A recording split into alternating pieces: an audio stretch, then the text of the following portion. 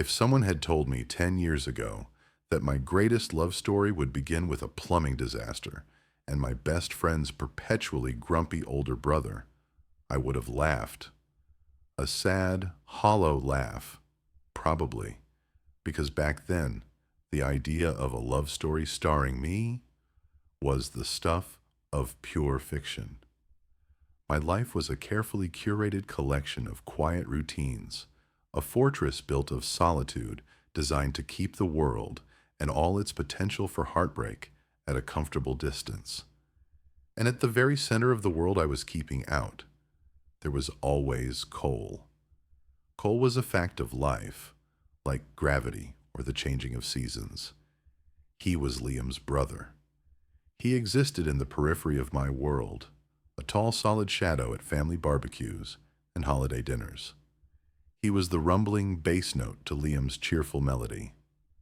For a decade, I had watched him from across rooms, from behind the safety of my friendship with Liam, and I had perfected the art of looking without being seen. He was, I thought, everything I was not. Where I was hesitant, he was decisive. Where I folded into myself, he took up space, all broad shoulders and calloused hands that knew how to fix things, build things, command things. He moved with a certainty that I found both terrifying and magnetic. He was a force of nature, and I was a houseplant, content in my corner, desperately afraid of being repotted. The distance between us was a chasm, dug by my own hands. He was Liam's brother, a sacred, untouchable territory. He was also, in my overthinking mind, perpetually unimpressed with me. His silence felt like judgment. His rare, direct glances felt like he was seeing right through my carefully constructed walls to the frantic, yearning creature inside. So I kept the chasm wide and deep, a moat filled with polite nods and muttered greetings. It was safer that way. Then came the phone call that shattered my peace. It was Liam, his voice a frantic buzz of panic and excitement. A last-minute work trip to Japan, a once-in-a-lifetime opportunity, and, in the same breath, a burst pipe in his apartment building, a flood, a disaster. The super says it'll be a week, maybe more, he'd wailed. And Cole was supposed to move in with me tomorrow. His lease is up. He has nowhere to go. My heart did a slow, painful plummet. I already knew the question that was coming. It hung in the static between our cities, a terrible, beautiful, horrifying inevitability. Alex, Liam said, his voice dropping to a wheedling plea I was powerless against.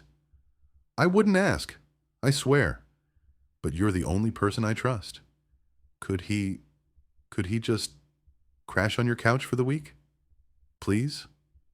And there it was, the disruption, the external event, barreling into my quiet life, with all the subtlety of a freight train. My fortress was about to be breached. My routines, my solitude, my carefully guarded heart, all of it was about to have a house guest.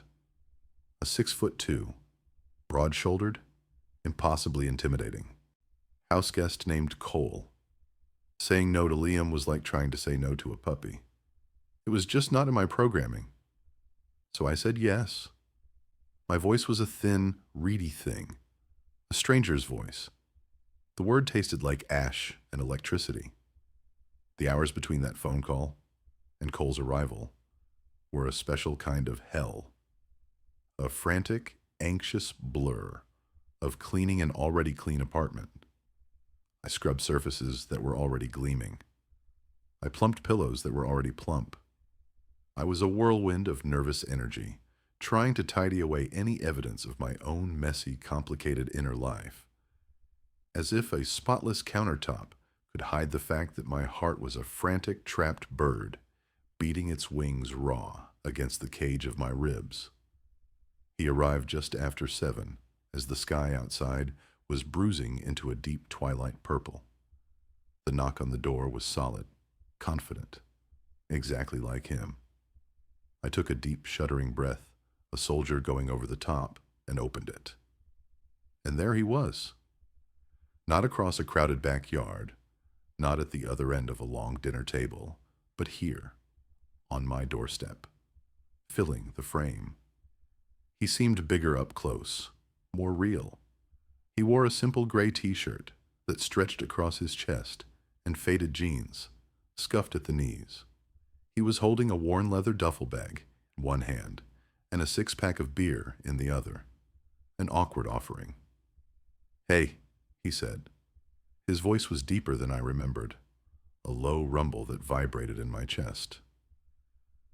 "Hey," I squeaked back, my own voice a pathetic imitation. I stepped aside, a gesture of welcome that felt more like a surrender. He moved past me into the small entryway, and my apartment, my sanctuary, immediately shrank. His presence was a physical weight, a shift in the very atmosphere of the room. The air became thicker, charged with the scent of sawdust and the cool night air that clung to his jacket. My fortress had been breached, and the invading army was one man. The first 24 hours were an exercise in excruciating self-awareness. I was a ghost in my own home, floating along the edges of rooms, trying to make myself smaller. Cole was a mountain in the center of it all. He took the couch, as promised, and in the morning, he had folded the blankets I'd given him into a neat, perfect square before I was even awake. I watched him from the corner of my eye. I became a scholar of Cole, an anthropologist studying a rare and fascinating species. I learned the way he drank his coffee. Black, 2 cups, standing by the window and looking out at the city as it woke up. I noticed the faint silvery scar that cut through his left eyebrow, a detail I'd never seen from afar.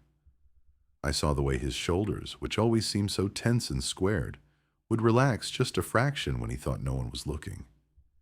He was surprisingly quiet. Not the judgmental, intimidating silence I had always imagined, but a different kind. A contained, self-sufficient quiet. He didn't seem to need the empty spaces filled with chatter, which was, relief because my own mind was so loud with a constant stream of, "What do I say? What do I do? Is he comfortable? Does he hate it here? Does he hate me?" That I couldn't have formed a coherent sentence anyway. He went to work early and came back late, smelling of pine and sweat and honest labor. He would shower, and I would try very hard not to think about the fact that Cole was showering in my bathroom, just a few feet away. I would focus on my laptop, the glow of the screen, a flimsy shield against the sudden, overwhelming domesticity of it all. We ate dinner in a tense, mostly silent accord. I would cook, because my kitchen was my domain, and it was the one thing I could control. And he would eat, a quiet, appreciative murmur of, "Thanks, this is good," his only commentary. I saw the exhaustion etched into the lines around his eyes, the weariness that settled on him when he came home, a heavy cloak he couldn't quite shrug off. He wasn't just the confident, imposing figure from my daydreams. He was a man who worked hard, who was tired, who was between homes and crashing on his little brother's friend's couch. He was vulnerable, and that observation was more dangerous than any of my long-distance fantasies. It made him human. The second night I was making pasta, a simple marinara, the smell of garlic and basil filling my small kitchen. It was my comfort food, a culinary retreat. Cole came to stand in the doorway, leaning against the frame, watching me. I could feel his gaze on my back, a prickling heat. My hands, usually so steady when I cooked, suddenly felt clumsy and foreign. "Need any help?" he asked. I nearly dropped the wooden spoon. "Oh, no, I'm good, thanks." My voice was too high. He didn't leave. He pushed off the doorframe and came further into the kitchen. My kitchen, which was barely big enough for one person, was now impossibly crowded with 2. Every nerve in my body was screaming. He was so close I could feel the warmth radiating from him. "You have a colander?" he asked, his eyes scanning the cabinets. Uh, yeah. Cabinet over the sink," I managed, pointing with the spoon, splashing a tiny dot of red sauce on my own shirt. "Perfect." He moved to the sink, and I had to turn to drain the pasta. We were suddenly in a tight, awkward orbit around each other. He opened the cabinet, and I reached for the pot on the stove. And then it happened. He reached for the colander at the exact same moment I turned, with the heavy steaming pot. My hand, the one not holding the pot handle, brushed against the back of his. It was nothing. A flicker of contact, skin on skin. But it felt like a lightning strike. A jolt of pure, unadulterated electricity shot up my arm, straight to my heart, which immediately began to hammer against my ribs like a prisoner trying to escape. His hand was rough, calloused, and so warm. It was the warmth that undid me.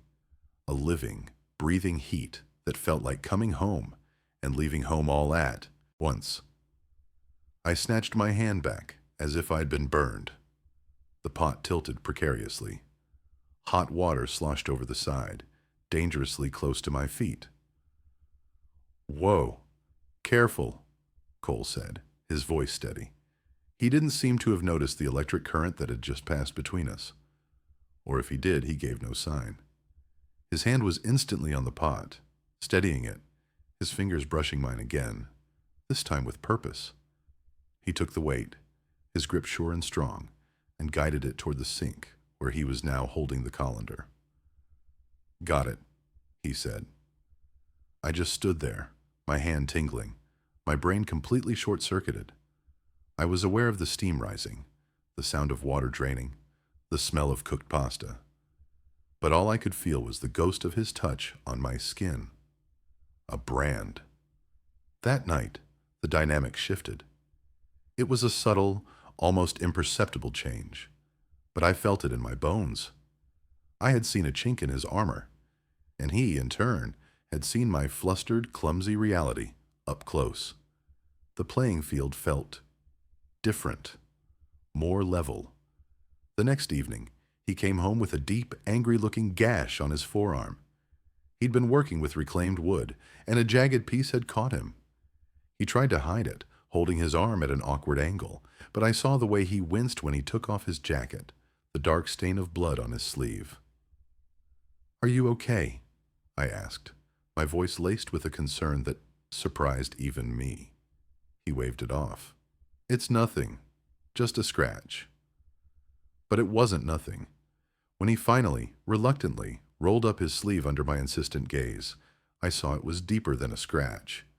It was full of tiny, dark splinters, and it was still bleeding sluggishly. "That looks bad, Cole. You need to clean that out." He gave a half-hearted shrug, a display of masculine nonchalance that was so transparent it was almost comical. "I'll get to it." He started toward the bathroom, but I could see the stiffness in his movements. This was it. A strange, unfamiliar wave of confidence washed over me. This was my space, my first aid kit. I knew where the antiseptic wipes and the good tweezers were. For the first time all week, I was the one with the knowledge, the one in control. "Sit," I said, pointing to a kitchen chair. My voice had a new firmness. It didn't waver. He actually looked surprised. His eyebrows shot up, but he didn't argue. He sat down at the small kitchen table, looking large and out of place, like a lion who'd been asked to sit in a dollhouse chair. I retrieved the first aid kit, my movements efficient and sure. I knelt in front of him, the plastic box open on the floor between us. "Okay," I said, more to myself than to him. "Let me see." He extended his arm, resting it on the table.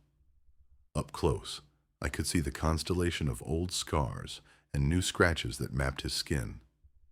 His hands, which I had only ever seen as powerful and capable, looked clumsy and helpless in this context. He didn't know what to do. I worked in silence, my focus narrowed to the task. I cleaned the wound gently, my touch surprisingly steady. He hissed in a breath when the antiseptic wipe made contact, a sharp, involuntary sound. "Sorry," I murmured. "It's fine," he grunted, but his eyes were clenched shut. The splinters were the worst part. I had to use the tweezers, peering closely at his skin under the harsh light of the kitchen fixture. Each time I successfully extracted a tiny sliver of wood, I felt a ridiculous surge of triumph. He was so still, his entire body tensed. He trusted me. The thought was a dizzying, terrifying thing. He was letting me, clumsy, anxious me, take care of him. He was letting me see him hurt. When I was done, I bandaged the wound with a large, clean square of gauze and tape. My fingers brushed against his skin, warm and solid, as I smoothed the edges of the tape. This time, the contact didn't feel like a jolt of electricity. It felt like a connection, a quiet, steady current flowing between us. I sat back on my heels. "There," I said, my voice soft. "All done." He opened his eyes. He was looking at me, really looking at me, for the first time all week. His gaze wasn't judgmental or distant. It was something else, something deep and unreadable, that made my stomach feel like it was full of bees. "Thanks, Alex," he said. His voice was quiet, stripped of its usual gruffness. He said my name like it was something he was tasting for the first time. And in that moment, sitting on my kitchen floor with a first aid kit and the smell of antiseptic in the air, I knew that the chasm between us had begun to close. I had crossed the moat, and I had no idea what I was going to find on the other side. The storm rolled in on the 5th night. It was a proper summer thunderstorm, the kind that starts with a heavy, oppressive stillness and then breaks with a sudden, violent fury. The sky, which had been a placid blue all day, turned a bruised greenish gray. The wind picked up, rattling the windows in their frames. Cole and I were in the living room. He was on the couch, flipping through a book on woodworking he'd pulled from my shelf. I was in my favorite armchair, pretending to read, but really I was just watching the storm gather, and watching him. The first crack of thunder was so loud it shook the building. I jumped, a small, involuntary jerk. Cole looked up from his book, a ghost of a smile playing on his lips. "You okay?" "Fine," I said, my voice a little too quick. "Just loud." Then, with a flicker and a hum, the world went dark. The lights, the television, the gentle thrum of the refrigerator, all of it blinked out of existence. We were plunged into a sudden, profound blackness, the only sound the roar of the rain and the wind howling outside. A beat of silence passed between us in the dark. "Well," Cole's voice came from the direction of the couch, a low, calm rumble. "That's not ideal." "Must I?" Heart was doing a frantic, panicked tap dance against my ribs. I hated power outages. The sudden loss of control, the way the familiar landscape of my own home became alien and threatening. "I have candles," I said, my voice a thin thread in the vast darkness. "And a flashlight, I think." "Stay put. Don't want you tripping over anything," he said. I heard the rustle of fabric as he stood up, the soft thud of his book being placed on the coffee table. His voice was a beacon of calm in my rising tide of anxiety. I heard his footsteps, slow and sure, moving through the room. He knew the layout, I realized. He'd been paying attention. A moment later, a beam of light cut through the darkness. The flashlight from his phone. It illuminated his face from below, carving sharp angles and deep shadows, making him look like a statue in a museum. "Candles?" he prompted gently. "Kitchen. Drawer next to the sink." I watched his light move into the kitchen. I heard the clatter of a drawer, the rustle of a matchbox. Soon, a warm, flickering glow began to emanate from the other room. He came back with 2 candles, their light dancing and unsteady, and placed them on the coffee table. The room was transformed. The harsh edges were softened, the corners filled with deep moving shadows.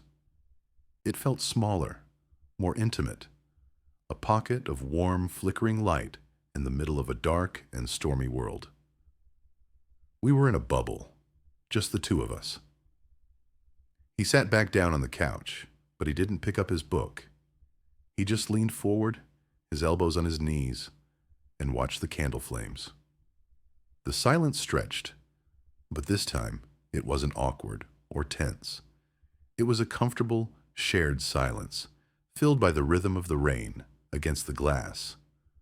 "Liam told me you hate storms," he said, his voice quiet, not looking at me. I was surprised. "He did?" He nodded, his eyes still fixed on the flames. "A long time ago.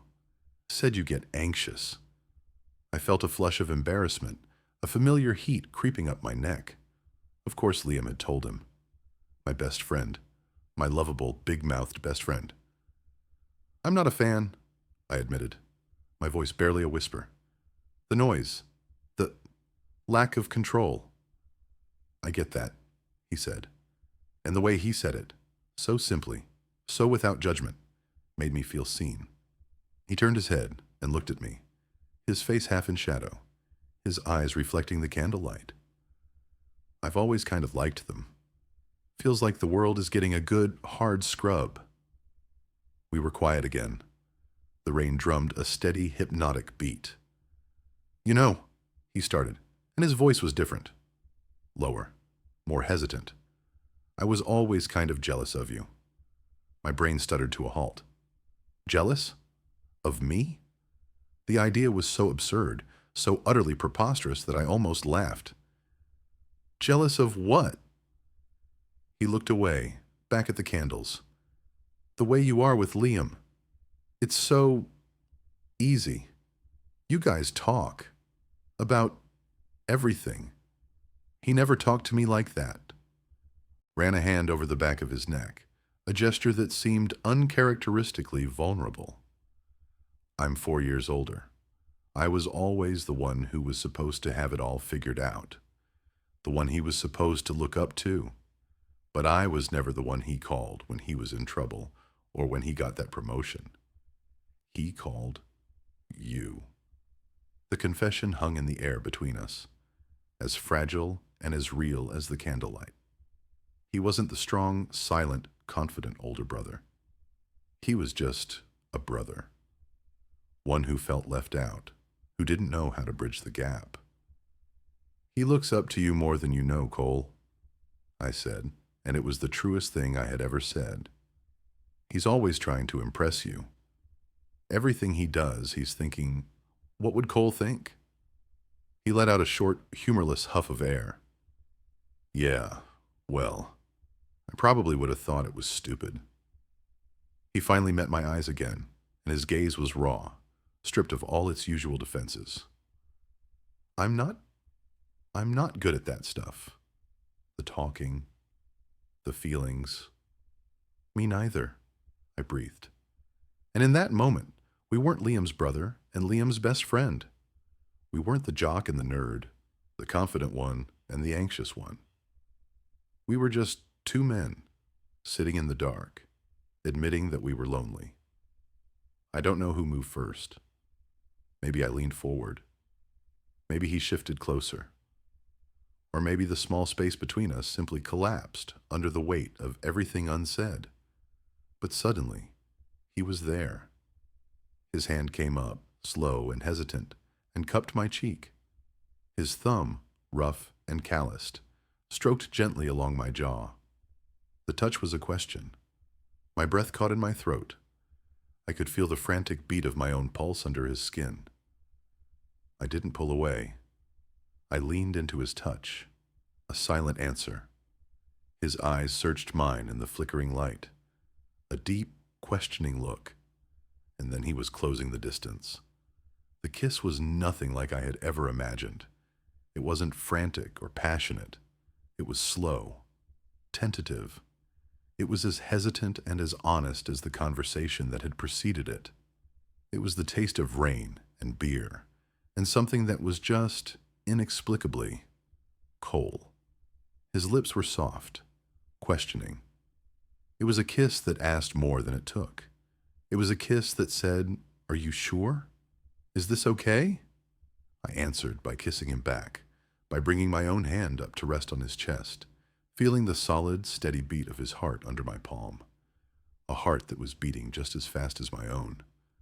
The world outside, with its thunder and its rain and its chaos, faded away. There was only the warm, flickering light, the scent of wax and rain, and the quiet, breathtaking miracle of his mouth on mine. The fortress had been breached, and for the first time in my life, I didn't want to rebuild the walls. I wanted to tear them down, stone by stone. I woke to the gray light of dawn and the unfamiliar weight of a heavy arm slung across my waist. My bed, which had only ever known the imprint of my own body, now held two. The storm had passed, leaving behind a world washed clean and a silence that was even more profound than the one in the dark. My first thought was a single, crystal-clear word. Oh. My second thought was a tangled, chaotic mess of panic. I lay perfectly still, afraid to breathe, afraid to move.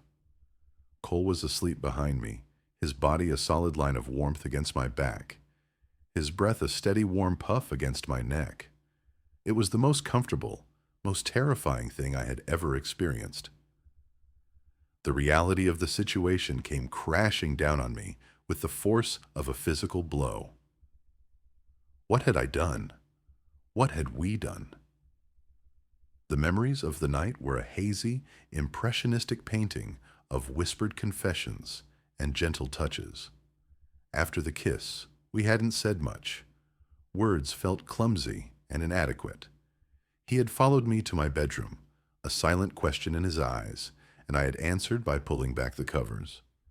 We had fallen asleep in each other's arms, fully clothed, like two shipwrecked survivors clinging to the same piece of wreckage. But morning brought with it the harsh, unflinching light of day. The intimacy of the darkness felt like a dream, and I was terrified that the daylight would reveal it as a mistake. My mind, my old, familiar enemy, started to spin its web. He regrets it. It was the storm, the blackout, the weird, intimate setting. He doesn't actually feel anything for you. You're just Liam's weird, anxious friend. You've made things awkward. You've ruined everything. The arm around my waist tightened slightly in his sleep, and I froze. My heart, a frantic hummingbird, was trying to beat its way out of my chest. I had to get out. I needed space to think, to breathe, to catastrophize in peace. Slowly, carefully, I began the painstaking process of extricating myself from his grasp. I lifted his arm, heavy and limp with sleep, millimeter by millimeter. I slid out from under it, my movements as silent and precise as a bomb disposal expert. I held my breath as I crept out of the bed, the floorboards groaning in protest. I escaped to the kitchen, my own personal command center, and put on the coffee. The familiar ritual, the grinding of the beans, the pouring of the water, was usually a comfort. But today, my hands were shaking. The gurgle of the coffee maker sounded unnaturally loud in the quiet apartment. I heard a noise from the bedroom, a rustle of sheets. My blood turned to ice. He was waking up. I stared into my empty coffee mug as if it held the answers to the universe. What did I say? What was the protocol for the morning after you kiss your best friend's brother during a power outage? There was no handbook for this. He appeared in the kitchen doorway, and my stomach plummeted to my shoes. He was wearing just his jeans from the night before, his chest bare. He scrubbed a hand over his face, his hair a mess from sleep. He looked rumpled and beautiful, and utterly out of place in my morning routine. Morning, mumbled, his voice thick with sleep. Morning, I whispered back, my eyes still fixed on my mug. I couldn't look at him. If I looked at him, I would shatter. The silence that filled my small kitchen was a physical thing. It was heavy and suffocating. It was 1,000 times worse than the silence we had shared before. That had been a silence of strangers. This was the silence of two people who had crossed a line and had no idea what to do on the other side. He cleared his throat. I should probably go. The words were a punch to the gut. Of course, he was running. It was exactly what my anxious brain had predicted. It was a mistake. He regretted it. Right, I said, my voice brittle. You have work. I tried to sound casual, unaffected. I was a terrible actor. Yeah, work, he said, but he didn't move. He just stood there in my kitchen doorway, looking lost. I risked a glance up at him. His face was a mask of something. I couldn't read it. Was it regret? Embarrassment? Pity?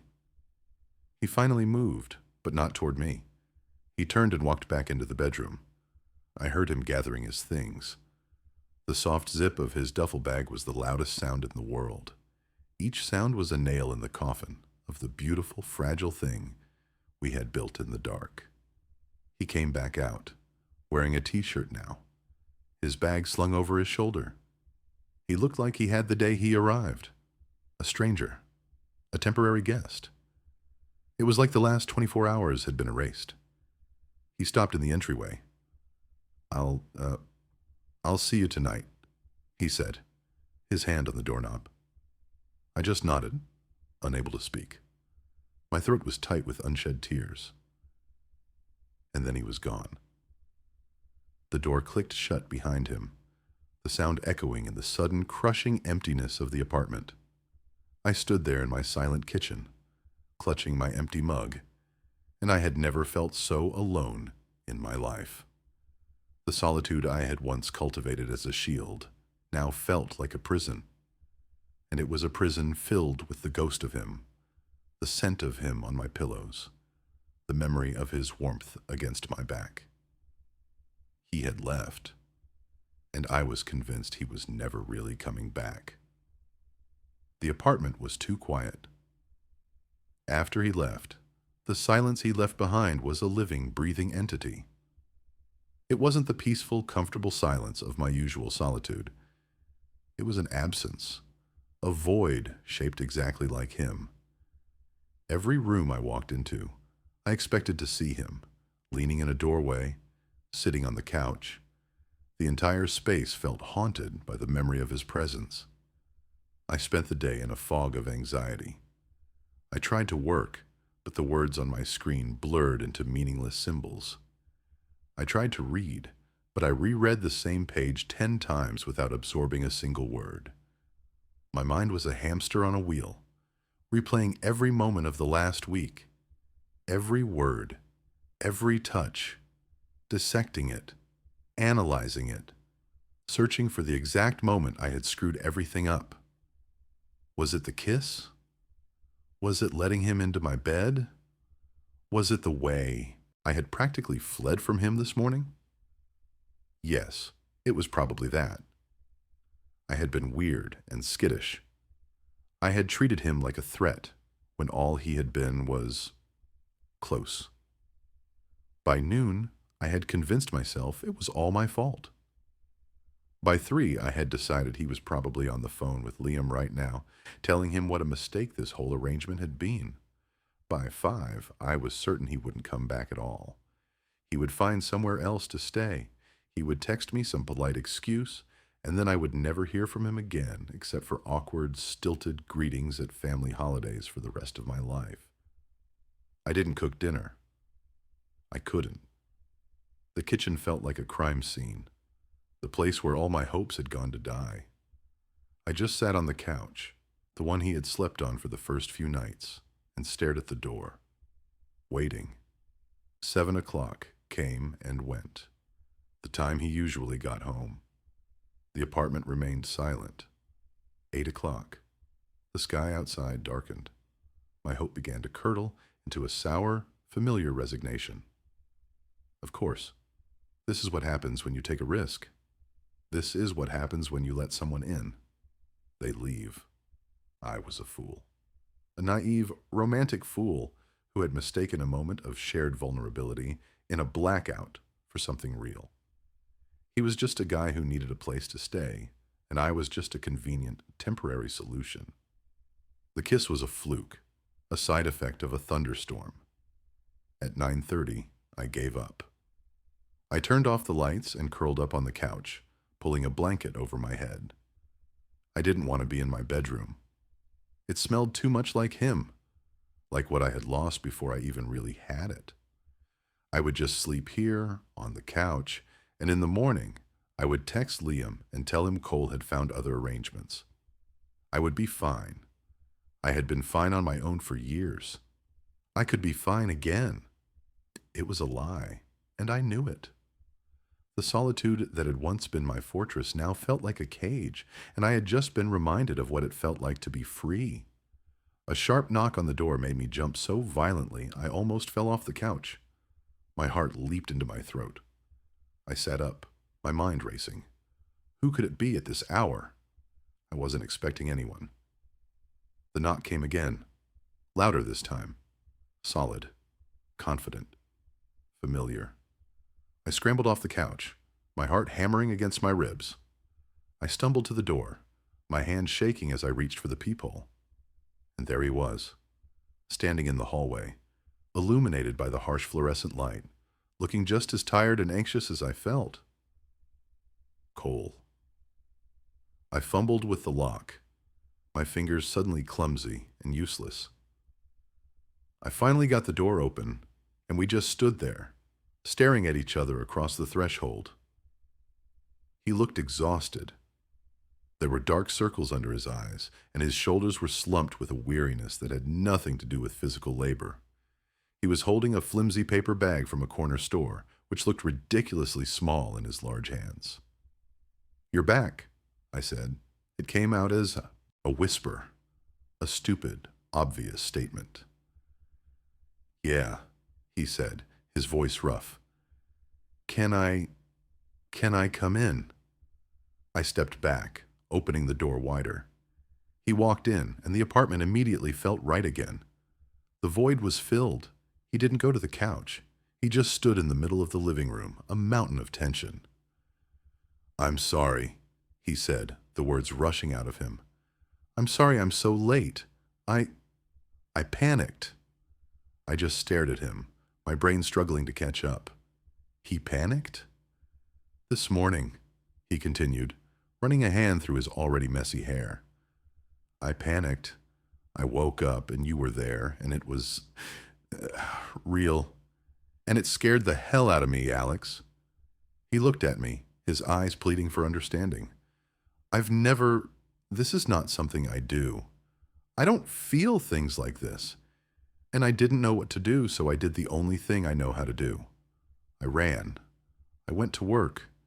I worked for 12 hours straight, trying to just not think about it. Not think about you. He took a step closer. It didn't work. All I could think about was you. All I could think about was how I left, how I just walked out without saying anything. I was so afraid that you'd think I regretted it. "I did," I admitted, my voice small. "I thought you regretted it." "I don't," he said, his voice fierce, taking another step. He was so close now. "God, Alex, I don't regret it. It's the only thing that's made sense to me in a long time. But it scares me.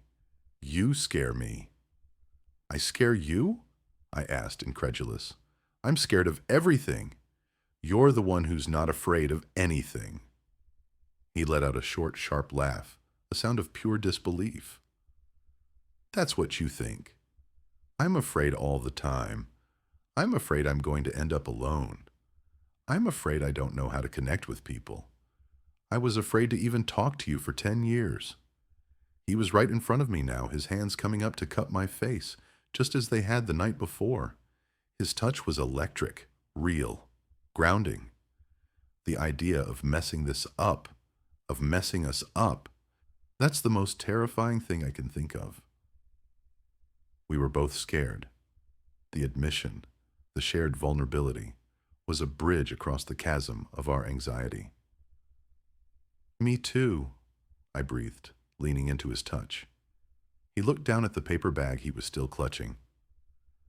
I brought you something, he said, a sheepish, lopsided smile on his face. He handed it to me. I looked inside. It was a pint of cheap, half-melted vanilla ice cream and a plastic spoon. It was the most ridiculous, most romantic thing I had ever seen. I didn't know what to do, he said, his voice soft. So I went to the store and I walked around for an hour. And then I bought you ice cream. It's stupid. It's not stupid, I said, a real, genuine smile, finally breaking through. I felt tears pricking at the corners of my eyes. It's perfect. He leaned in and kissed me. This kiss was different from the first. It wasn't hesitant or questioning. It was a statement. It was a promise. It was full of relief and a bone-deep certainty. It was a recommitment. He pulled back, his forehead resting against mine. "Can I still stay?" he asked, his voice a low whisper against my lips. "Not because Liam asked you to, but because I want to be here, with you." He hadn't unpacked his bag when he first arrived. He had lived out of it, a temporary guest ready to leave at a moment's notice. That night, after we ate melted ice cream straight from the carton with one spoon, I watched him unzip his duffel bag on my bedroom floor. I watched him take out his clothes, a few worn t-shirts and jeans, and place them in the empty drawer I offered him in my dresser.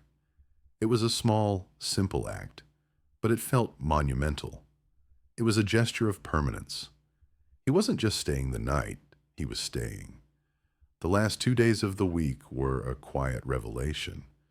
The tension was gone, replaced by a comfortable, easy intimacy I had never known. We woke up together and there was no anxiety, just the quiet joy of turning over and seeing his face, peaceful in sleep. We made coffee, our bodies brushing against each other in the small kitchen, and the contact was no longer a shocking jolt, but a familiar, welcome warmth. We talked. We really talked. He told me about his dream of opening his own custom furniture shop. I told him about the novel I was secretly, terrifiedly trying to write.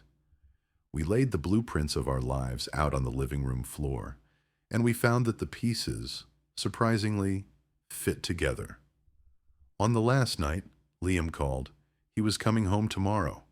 The week was over. A sudden cold knot of fear tightened in my stomach. What now? Cole was sitting next to me on the couch, close enough that our thighs were touching. He must have felt me tense up because he reached over and took my hand, his fingers lacing through mine. He brought our joined hands to his lips and kissed my knuckles, his eyes never leaving mine. A silent, solid reassurance. "We're okay." He took the phone. "Hey, little brother," he said, his voice easy and warm. "Yeah, he's right here." "No, everything's fine. Actually, it's great. Listen, about my stuff. I think I'm going to leave it here for a while." A pause. I could only imagine Liam's confused squawking on the other end of the line. Cole just smiled, a slow, genuine smile that made my heart ache. "Yeah, you could say that. I'll explain when you get back. See you tomorrow." He hung up and turned to me. "So," he said, his expression turning serious. "My new place is ready in 2 weeks." My heart did a slow, painful dip. 2 weeks. "It has 2 sets of keys," he continued, his thumb tracing patterns on the back of my hand. "I was thinking maybe you'd want to hold on to one of them?" I looked at him. At this man who had, in the span of 7 days, completely dismantled my life and then rebuilt it into something stronger and more beautiful. This man, who was scared, just like me, but who was brave enough to come back, to choose this. My life had been a fortress of solitude, built to protect me from the world. I had thought I was safe in there, in my quiet, orderly existence. But it wasn't safety. It was a waiting room. I had been waiting for my life to start. And then Cole, with all his quiet strength and hidden vulnerability, had knocked on the door. He wasn't an intruder. He was the plot twist I never knew my story needed. He was the disruption that had led me home. I thought about my old life, the quiet, lonely, predictable rhythm of it. And I thought about this new, terrifying, wonderful reality, with its shared coffee mugs and late-night confessions and the solid, comforting weight of his hand in mine.